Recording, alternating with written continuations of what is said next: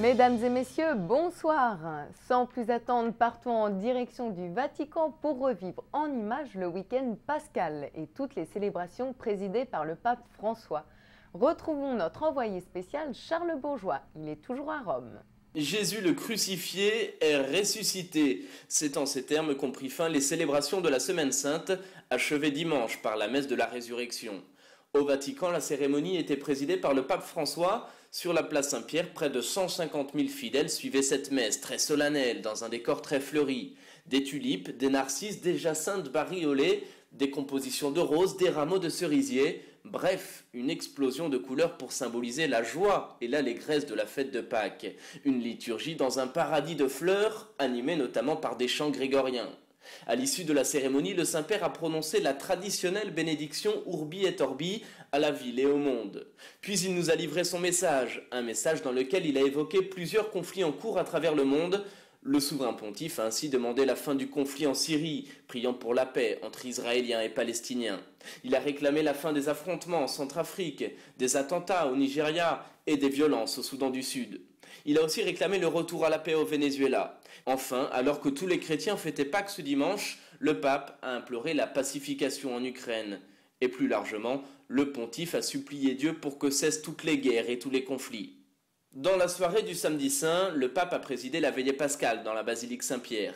La messe, concélébrée par une quarantaine de cardinaux, a débuté dans l'atrium de la basilique avec la bénédiction du feu et la préparation du cierge pascal sur lequel le pape a gravé l'alpha et l'oméga.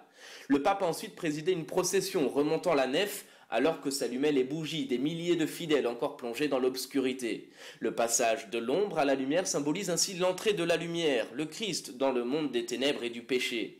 Avec le chant du Gloria, les cloches de la basilique Saint-Pierre ont ensuite sonné à toute volée, annonçant au monde la résurrection du Christ. Au cours de cette cérémonie, comme chaque année, le souverain pontife a baptisé des catéchumènes. Ils étaient 10, âgés de 8 à 58 ans. Mais avant la liturgie baptismale, dans son homélie sur l'évangile de la résurrection du Christ, le pape a invité les milliers de fidèles présents à revenir en Galilée, le lieu du premier appel de Jésus. Ce retour, a assuré le pape, signifie redécouvrir notre baptême comme source vive, puiser une énergie nouvelle à la racine de notre foi et de notre expérience chrétienne. Le souverain pontife a également affirmé que dans la vie chrétienne, il y existait une Galilée plus existentielle, à savoir l'expérience de la rencontre personnelle avec Jésus-Christ qui a appelé à le suivre et à participer à sa mission. En ce sens, a souligné le pape, revenir en Galilée signifie garder au cœur la mémoire vivante de cet appel. Vendredi saint, le pape François s'est rendu au Colisée pour présider le traditionnel chemin de croix. La célébration a débuté vers 21 h à la lueur de milliers de cierges qui brillaient dans la nuit romaine. Lors de la Via Crucis, le Saint-Père est resté silencieux, recueilli, parfois les yeux fermés. Les méditations avaient été écrites à sa demande par un évêque italien bien connu pour ses prises de position contre la mafia. Des méditations sur les douleurs sociales ont ainsi jalonné les 14 stations du chemin de croix. La crise économique, le chômage, la surpopulation carcérale, l'exploitation des femmes, la drogue, la criminalité ou encore la corruption étaient au cœur de ces réflexions. Cette année, des ouvriers et des chefs d'entreprise ont été invités à porter la croix, mais aussi des immigrés, des représentants du monde carcéral et des communautés thérapeutiques pour toxicomanes. Un an après avoir célébré le Jeudi Saint dans une prison, le pape François célébrait cette année la messe de la Seine dans un centre médical, un lieu modeste où l'on côtoie la souffrance humaine.